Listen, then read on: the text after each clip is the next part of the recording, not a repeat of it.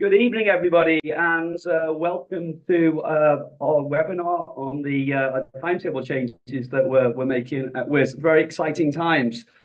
Can I introduce our panelists tonight, which, as you know, Vicki is our principal at West Island, and Shanice is the Director of Teaching, Learning and Curriculum. Shanice is there as well. We've got about almost 100 parents, about 90 parents signed up to this, which is absolutely fantastic to see the interest and engagement. And we're so lucky to be working at a school where parents are as engaged as our parent body are. I can see we haven't got a massive amount of parents at the moment. Perhaps people are coming in from work. So can I start by asking you, and you can put it in the chat, just for a bit of audience participation. If you could go back to your own school days, what is the one skill or subject you wish you were taught, explicitly taught, but weren't? I'll give you a couple of minutes to think about that. And if Vicki and Shanice, you could think about that as well. And parents, if you could pop it down in the chat there, I think we can all see what you've written. I'll give you a couple of minutes. And also help wait until more parents join us.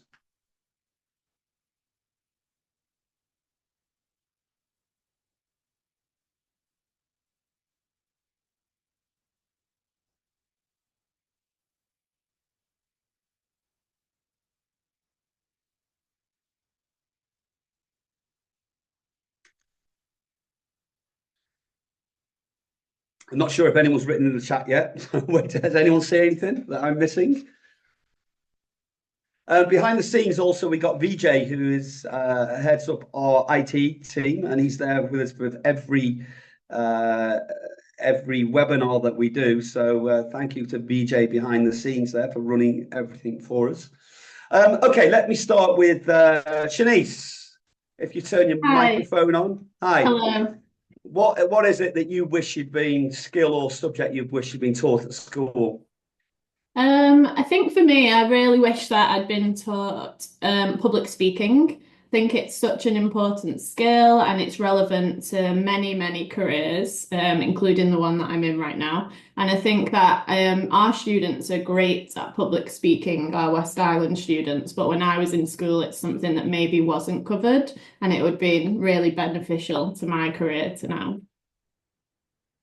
Great, really good answer. Vicki? I thought about this and I was very lucky because actually I did have the opportunity at school to learn lots of different things. And one of the things that I did learn was car maintenance. So we learned how to fill up our oil, how to change a tyre, how to look after our car. And actually that's held me in really, really good stead. And we did it through teamwork and communication and all of these key skills that we use. And actually, I think I often surprise people about how good I am at being able to change a tyre. Well, I'll remember that next time I break down, Vicky. I'll be calling you up. Yeah, for me, it's definitely financial literacy. It's actually something I'm teaching at the moment. I might teach some of your children financial literacy. I think it's so important, and it's a skill that will make a real difference.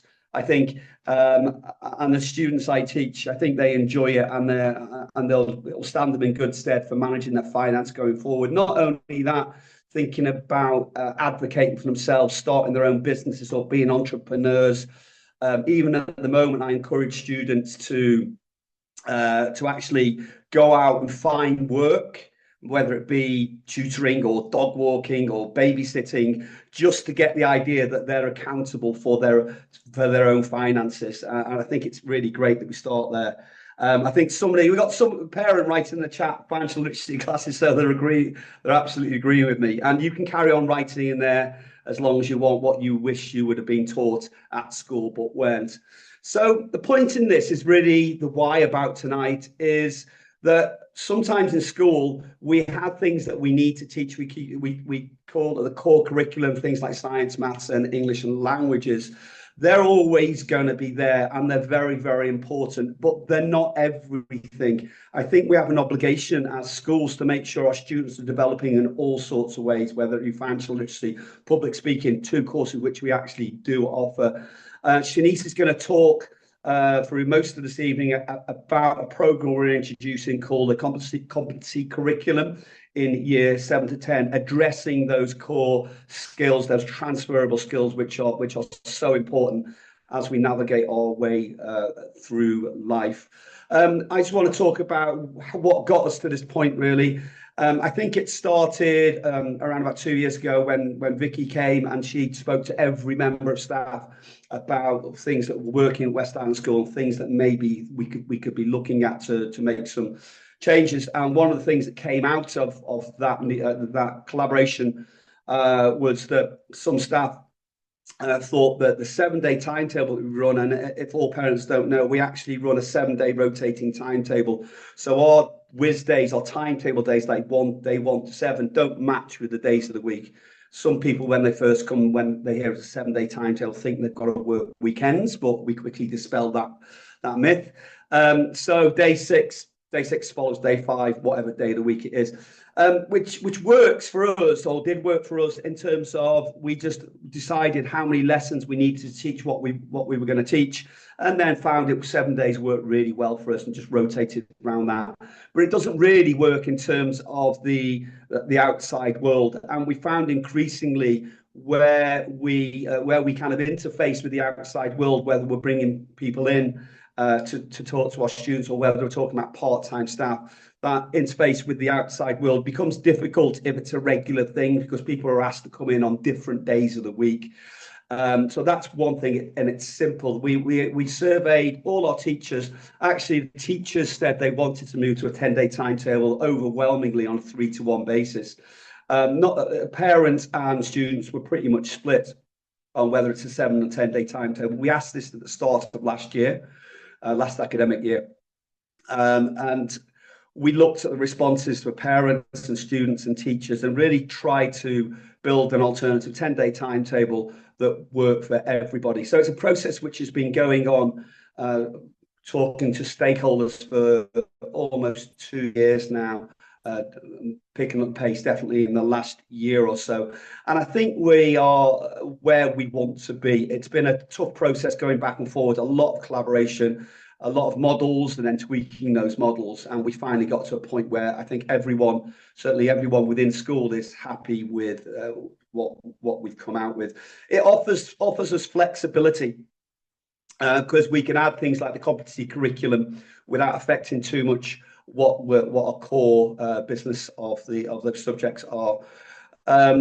It also offers the chance to give greater choice in options, something I will talk about probably after Shanice talks. I've sent you today a real breakdown. We spoke to some parents at a coffee morning last week, and they said they would like a real breakdown of the changes per subject, which I've sent you. It was in the invitation for this webinar, which is sent out around midday today.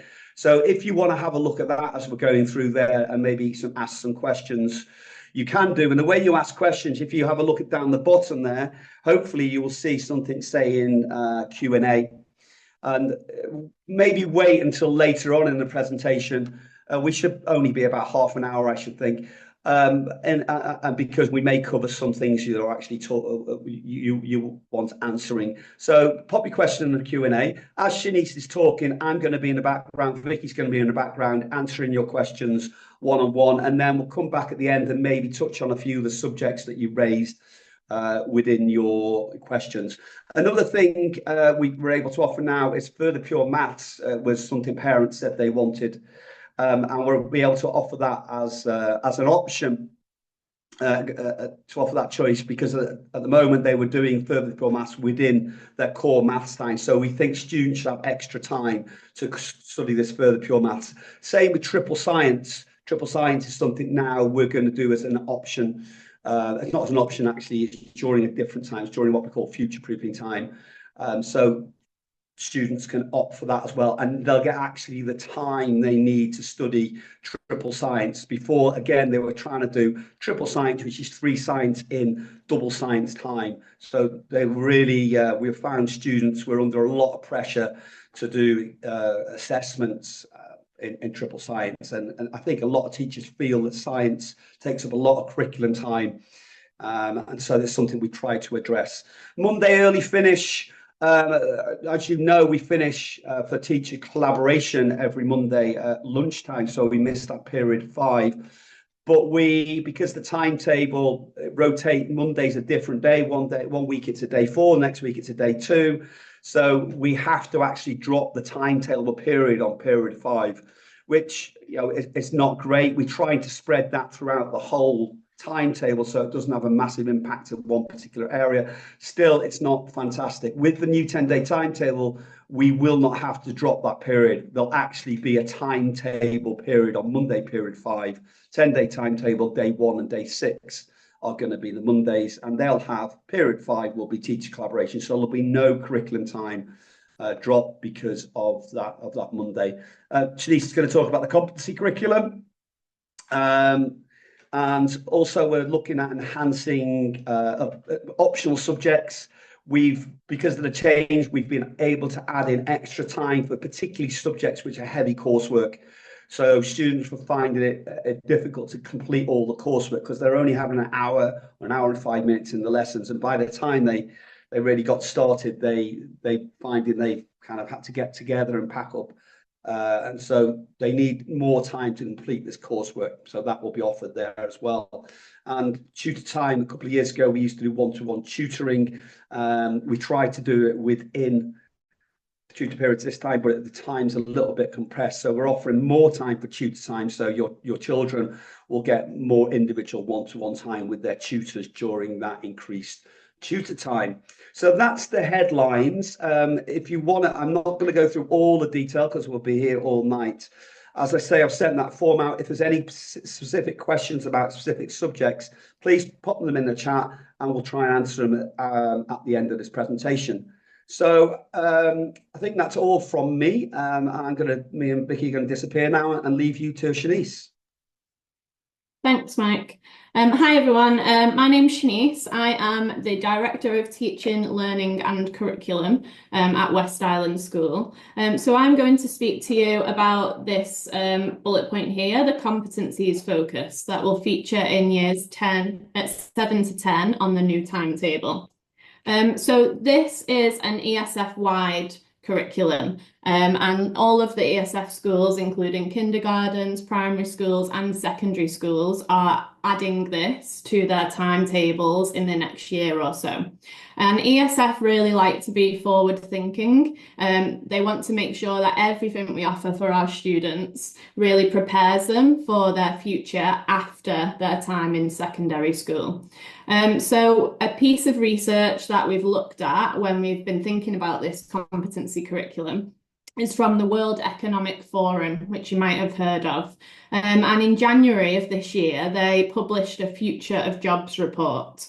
And you can see here in this section that's on the screen right now, it says that 170 million new jobs will be created in the next decade.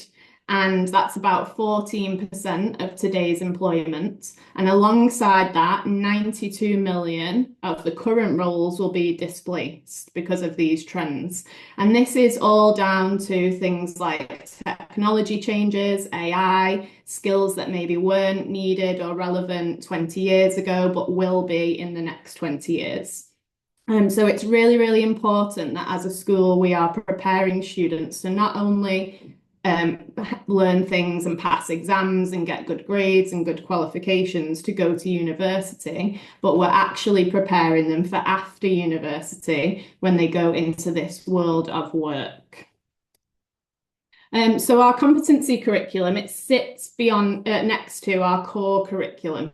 So in years 7, 8 and 9, students are still going to follow the MYP, the middle years programme, and they will have 2 periods on the timetable, the 10-day timetable, dedicated to the competency curriculum.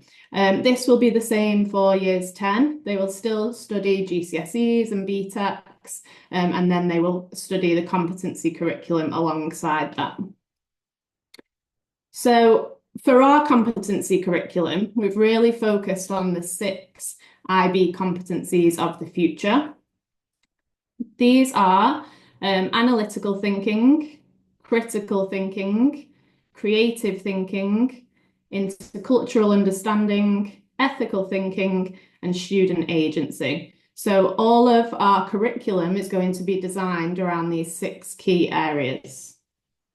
But what actually is a competency? So a competency is made up of 3 components. So when students are studying these competency courses, the teachers are going to be designing courses that incorporate these 3 key elements.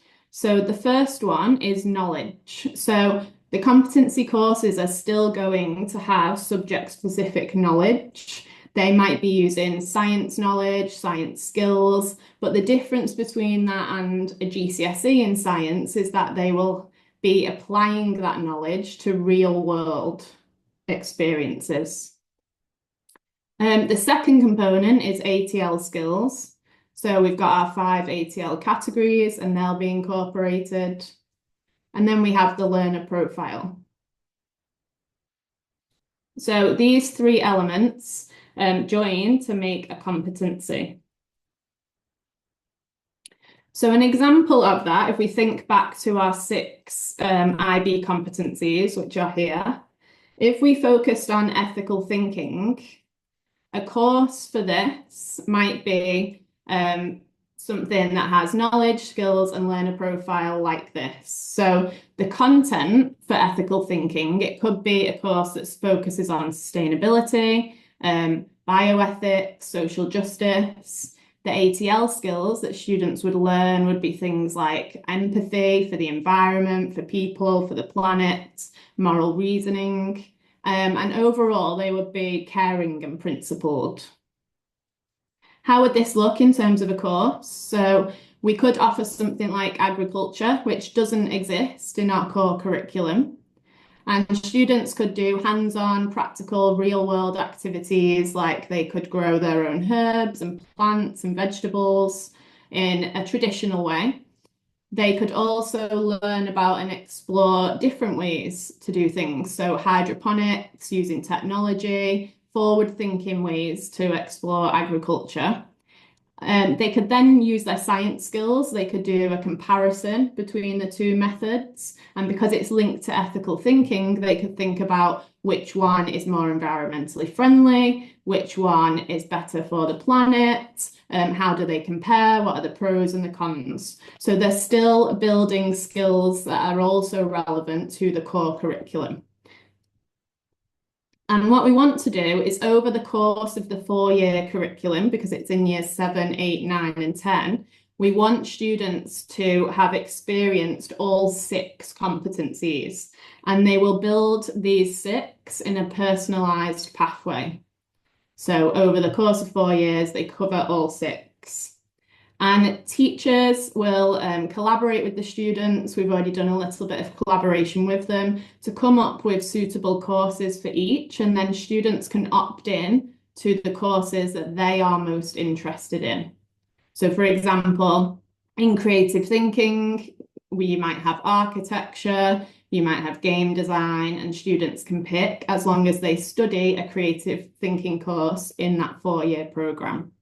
And these courses that you can see, these are just examples. But last year we had sessions with students, and we actually surveyed them, and we asked them to suggest courses that they would like to study. And all of these things are student suggestions. So they actually said survival skills, first aid, marine biology, very, very popular.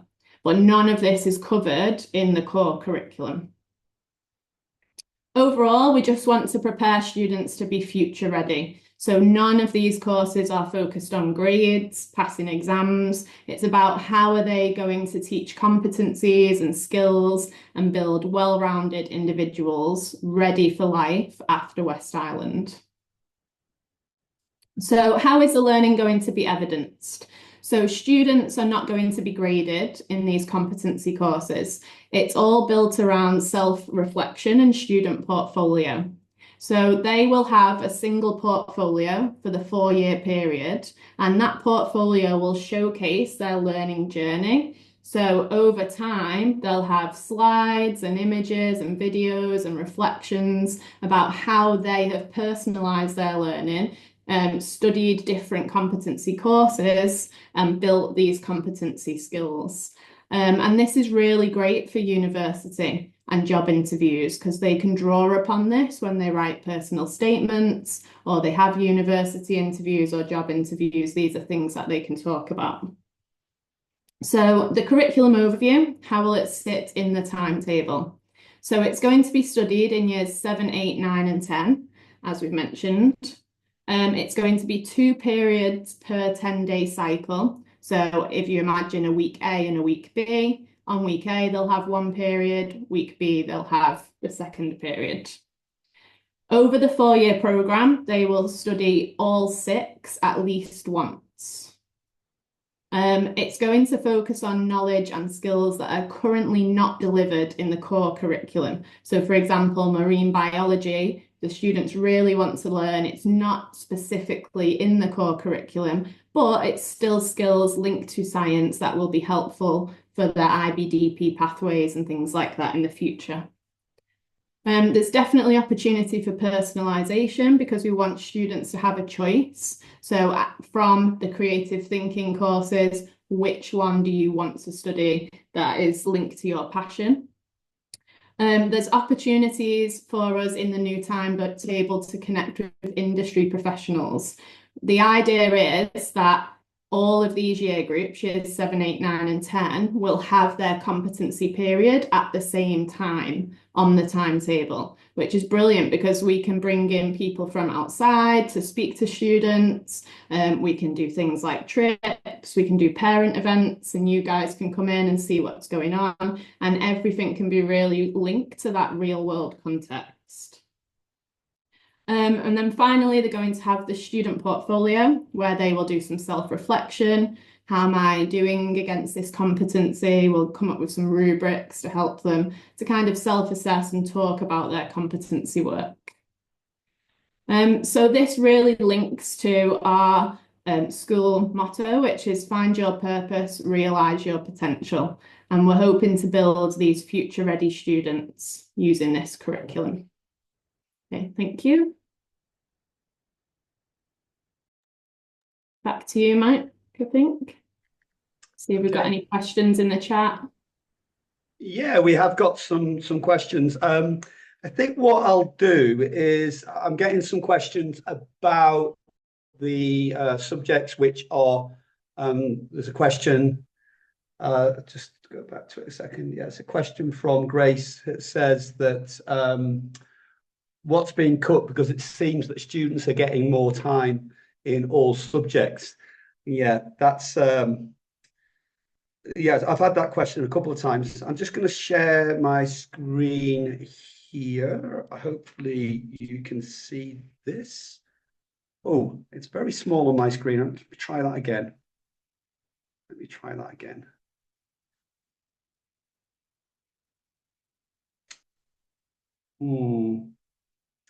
Just going to pull it down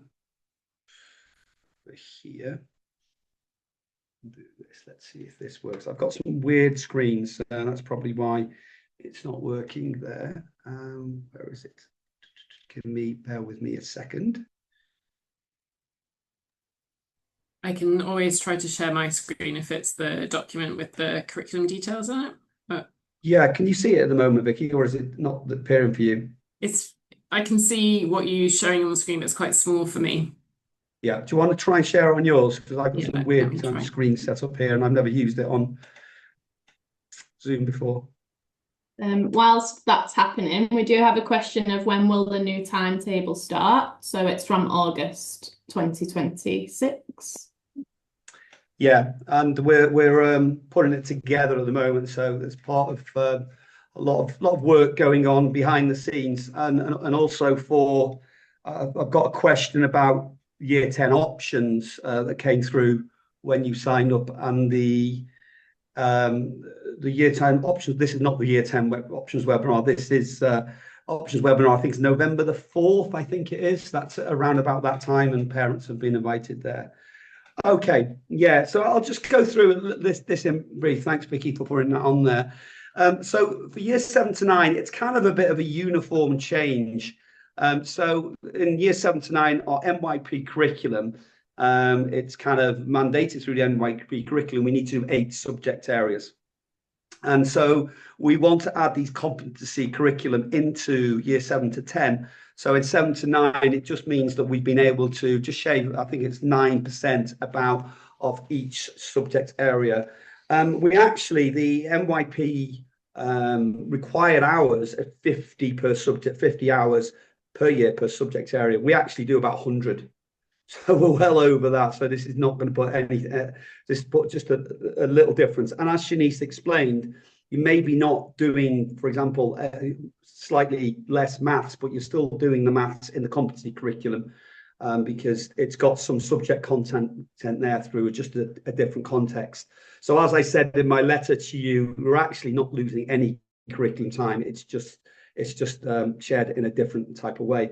Where the big changes are coming on, and can I go to year 11 first of all? I think it's important because we do have some current year 10 parents who are concerned about the change happening in the middle of their courses. Now, it was very important that making this timetable change, you have to go through a transition year because you've already got our years, a year 10 halfway through the course. It's very important for us that we didn't lose any curriculum time because we needed it.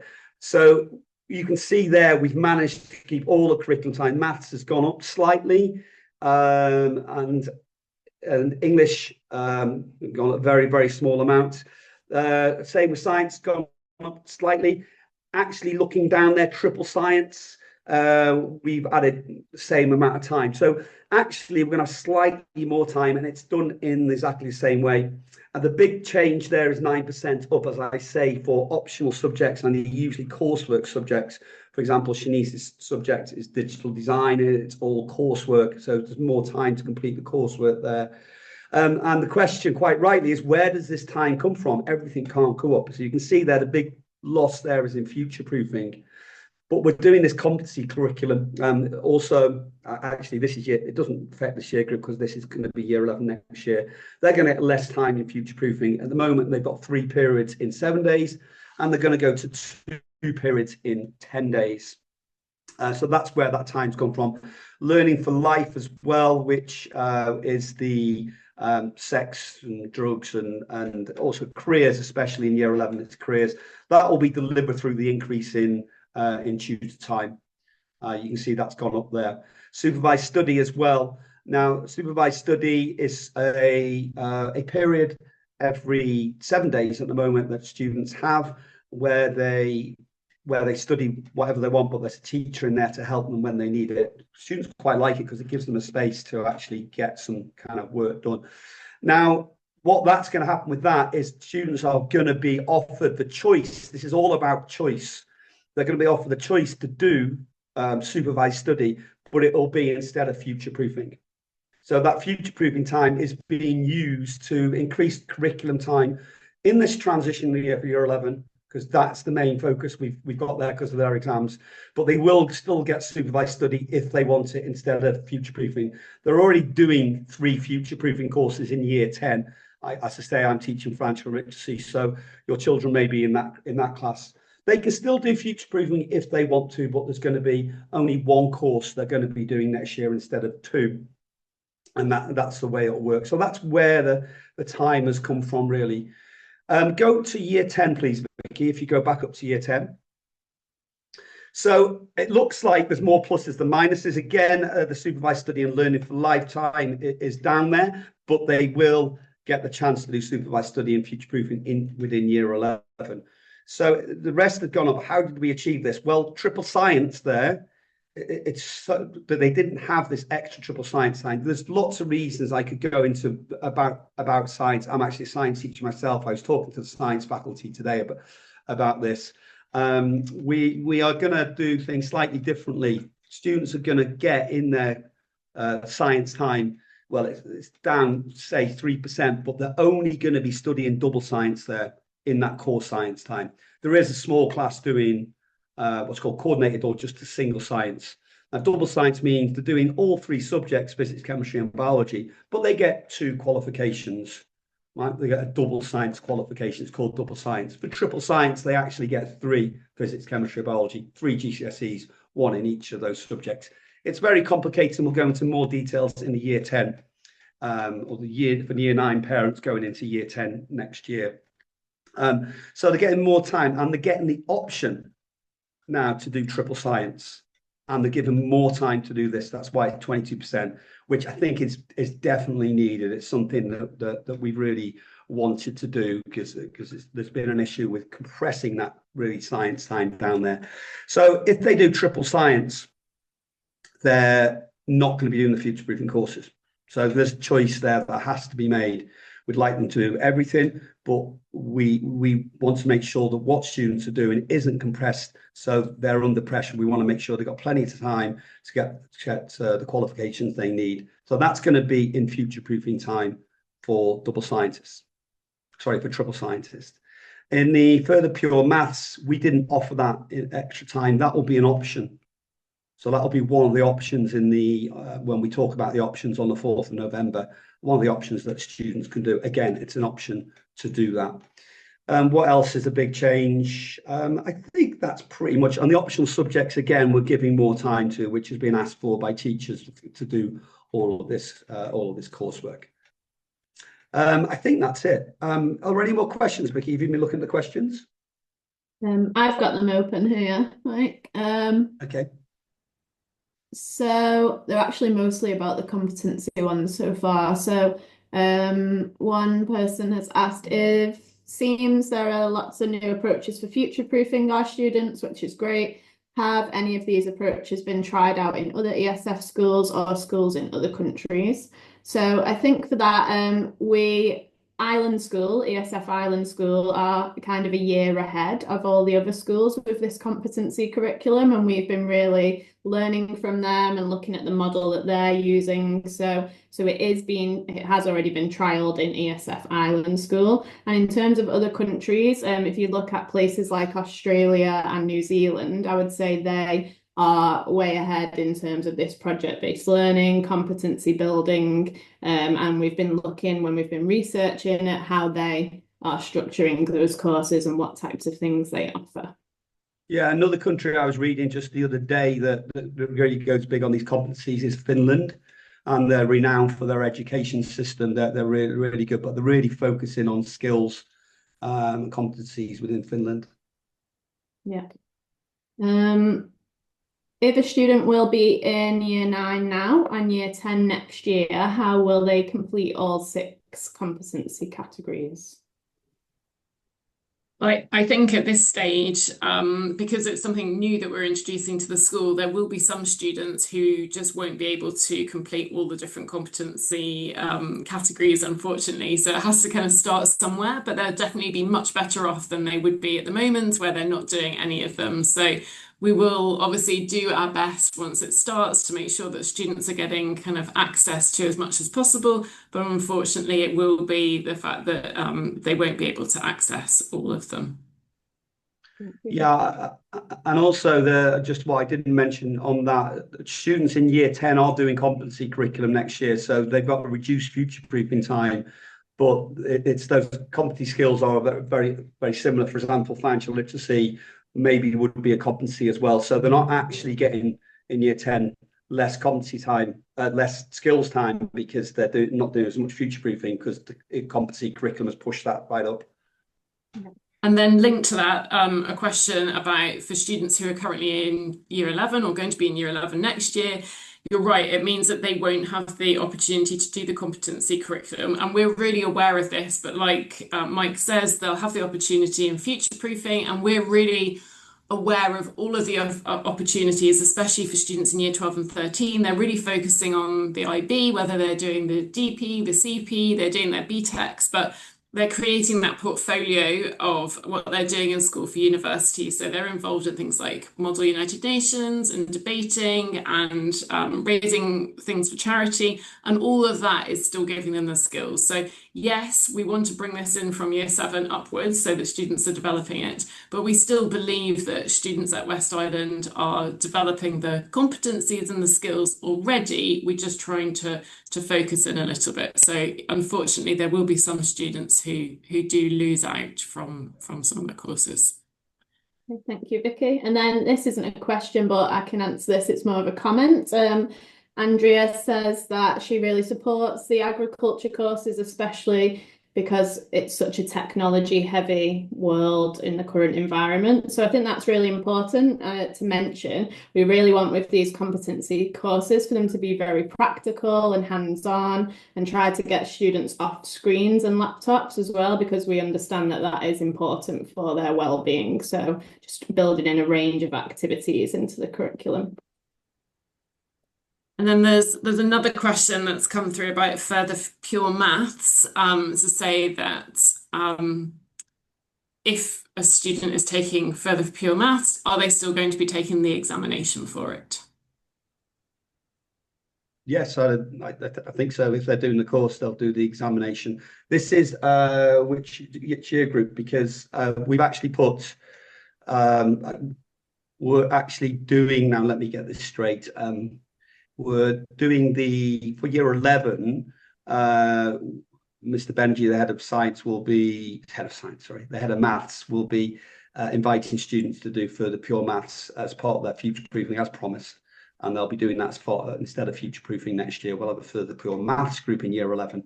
But the year 10s coming through, they'll be doing the further pure if they want to do it as an option. Yeah, so they'll still take the exam and get the certificate for it. But yes, the rest of the future proofing courses and the competency curriculums are not examination based. It's just the further pure maths that is used in that particular time. That is still a qualification, and that does have the examination. I think we might be done with the questions. So thank you everybody for joining us. Yeah, thank you. Please send in any other questions. Quite happy to jump on a call with anybody or answer any questions. And we ended up with 54. Some are leaving now. 54 of you, which is great attendance. Really, thank you very much. As I say, it's fantastic having such an engaged parent body, such an engaged, knowledgeable parent body. There is a Q&A. You'll get, not Q&A, sorry, a survey that you'll get when you log off. Can you just please answer that, so it helps us make changes and improve for next time? So with that, we're going to say enjoy the rest of your evening, and we'll see you soon at West Island. Bye-bye. Thanks everybody. Bye. Bye.